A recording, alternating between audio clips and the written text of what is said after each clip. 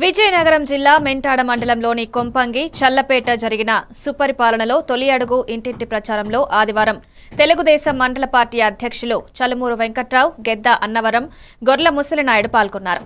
గ్రామంలోని ఇంటింటికి వెళ్లి ఈ సంవత్సర కాలంలో చేసిన అభివృద్ధి, సంక్షేమ పథకాల గురించి వివరించి కరపత్రాలను పంపిణీ చేశారు.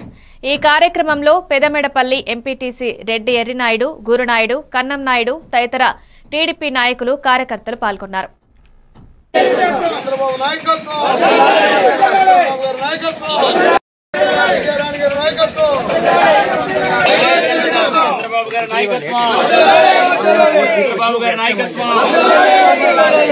అనేది కార్యక్రమం చేస్తున్నారు.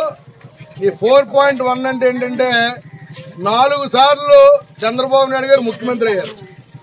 0.1 అంటే ఇప్పుడు ముఖ్యమంత్రి అయ్యి 1 సంవత్సరం అయింది. ఈ సంవత్సరం కాలంలో ఏం చేసాం, ప్రజలకు ఏమి ఇచ్చాం అనేది ఒకసారి తెలుగుదేశం పార్టీ నాయకులు, కార్యకర్తలు అందరూ వెళ్ళి ఆ ఇళ్లకి వెళ్ళి ఇంటింటికి వెళ్ళి వాళ్ళ కష్టసుఖాలు తెలుసుకొని వాళ్ళకి ఏమందే ఇంకేం కావాలనేది అడిగేసి రమ్మని మమ్మల్ని పంపించారు. చంద్రబాబు నాయుడు గారు రాకముందు పెన్షన్ ఎంత వచ్చిందమ్మా? అప్పుడు జగన్మోహన్ పెన్షన్. మరి కూటమి ప్రభుత్వం ఏడాది పాలన సందర్భంగా మరి ఇంటింటికి వెళ్ళి ఈ ఏడాది పరిపాలనలో ఆ రోజు ఏవైతే సూపర్ 6 పథకాలు చంద్రబాబు నాయుడు గారు, పవన్ కళ్యాణ్ గారు ప్రకటించారో అవి అమలు జరుగుతున్నాయా లేదా, ప్రజలకు అందుతున్నాయా లేదా అనే కార్యక్రమం ఇంటింటికి రావడం జరిగింది.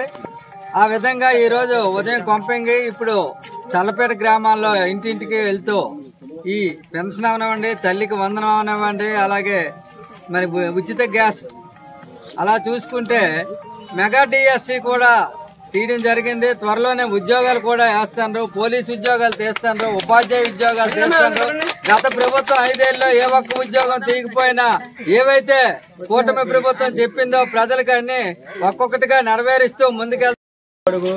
4.1 ప్రోగ్రాంలో రాష్ట్ర వ్యాప్తంగా 175 నియోజకవర్గాల్లో కూటమి ప్రభుత్వం తొలగా ఎమ్మెల్యేలు, ఎంపీలు, మంత్రులు, ముఖ్యమంత్రి స్థాయి వరకు ప్రతి గడపకు వెళ్ళి మనం ఏంటంటే హామీలు ఇచ్చాము అన్నీ కూడా ఒక్కొక్కటి అమలు జరుగుతున్నాయి. అమలు జరిగే తీరు, ఇంకా ప్రజలకు ఎటువంటి లోటుపాట్లు, ఇబ్బందులు ఉన్నాయి అవన్నీ గ్రహించి ఇవన్నీ 100కి 100% కూడాను సూపర్ 6 పథకాలు అమలు చేయడానికి సిద్ధంగా ఉన్నాం.